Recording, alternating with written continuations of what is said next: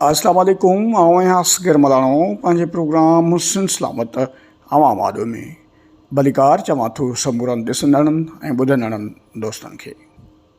सिंध जी नामियारी अदीब दानश्वर मुख़्तलिफ़ ख़ातनि में secretary DG ऐं ॿियनि उहिदनि ते रहंदड़ सियासतदान मैडम महताब अकबर राशिदी जो ॾिनल ताज़ा तरीन काविश अख़बार खे इंटरव्यू, सीनियर सहाफ़ी अज़मतुल्लाह कुंभर खे ताज़ा तरीन ॾिनल इंटरव्यू ऐं काविश जे थोरनि सां मैडम महताब अकबर राशिदी जूं खटियूं मिठियूं ॻाल्हियूं पूरी दुनिया जे अॻियां पंहिंजे पेज हुस्न सलामत अवाम आॾो में शामिलु करे रहिया आहियूं।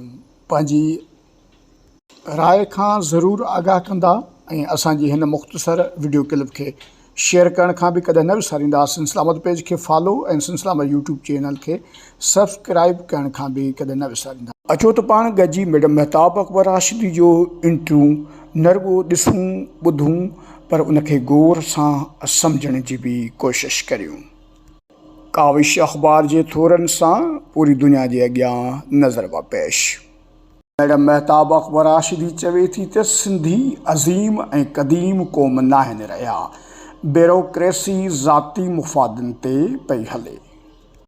मेरा जिस्म मेरी मर्ज़ी जे जुमिलनि सॼे मक़सद खे पोइते छॾे ॾिनो। पार्लियामेंट ऐं वॾनि उहिदनि ते बि औरतूं हिरासां थियनि थियूं। प्यार ऐं मोहबत बाबति मैडम महताब अकबर राशिदी चयो त पसंदि खोड़ माण्हू कंदा हुआ, कंहिंखे रोके बि नथी सघां, पर सिधो कंहिं न चयो। अकबर सां VC ऑफिस में पहिरीं मुलाक़ात थी, पसंदि जी शादी थी। हुसामुद्दीन राशिदी शादी में किरदारु अदा कयो।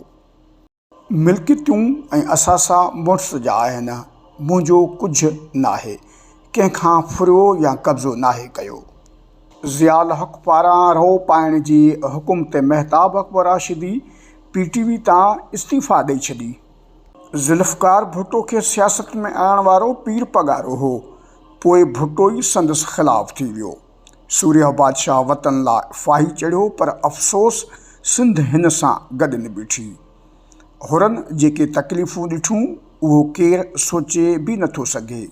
हिननि जा नसुल लुढ़नि में पैदा ऐं मरी विया।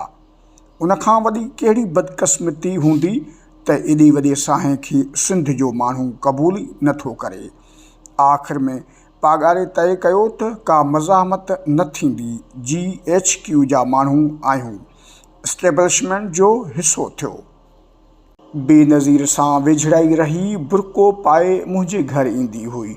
सेक्रेटरी कयाईं त क़ाइम अली शाह मुख़ालफ़त कई।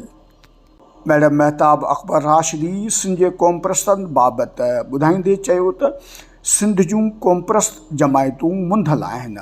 GM सैद पाण, पुट इमदाद ऐं जलाल शाह पार्लियामानी सियासत कई, पर पोइलॻ धार देगिड़ियूं ठाहे वेठा आहिनि।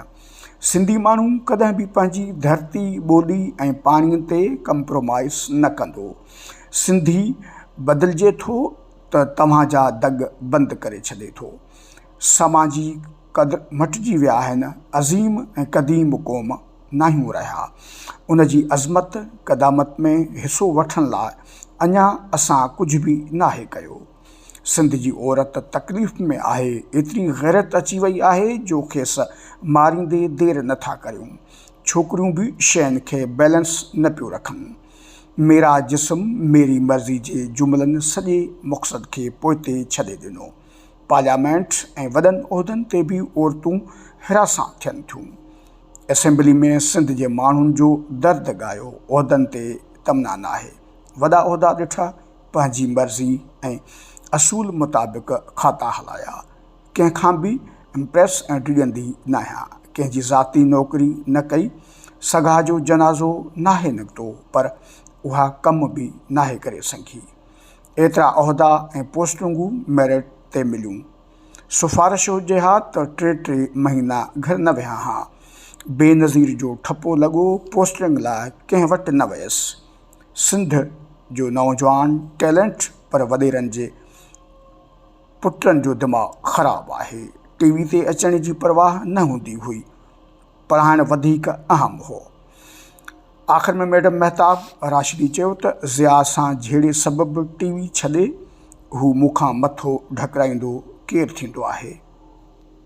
ब्यूरोक्रेसी तमामु घणो कमज़ोर, कंप्रोमाइज़ ऐं ऑफिसर वज़ीरनि जा वधीक मुहताज आहिनि। सचाई ऐं उहिदे जी इज़त बि नाहे रही। फंक्शन लीग चूंडुनि में सपोर्ट न कयो, पार्टी कंहिं बि कमेटी में न रखियो। शायदि क़ाबिलियत न हुई, इज़त खां मथे का शइ नाहे। ज़रदारी ऐं फ़रियाल माण्हू मोकिलींदा रहिया। शमूलियत जो फ़ैसिलो अकबर कयो, के बि शर्त शुरूत न ॻाल्हाया। ज़रूरत हूंदी त कमु वठंदा। माण्हू उमेदु रखनि था त पीपी कुझु करे, जेको हिन नाहे कयो। असां न वञूं हा त को फ़र्क़ु न पवे हा। हिननि वटि खोड़ माण्हू वेठा आहिनि। भुट्टो ज़िंदा हुजे हा त पाकिस्तान अॼु अहिड़ो न हुजे हा। भुट्टो जी फाहीअ में बि पंहिंजा ई माण्हू हुआ। इस्लामिक वर्ल्ड जो ख़्वाबु खणी अचण ते अमेरिका खेसि मारायो। सिंध नवाब अकबर बुगटी रैबदार हो, शख़्सियत तमामु घणो मुतासिर कयो।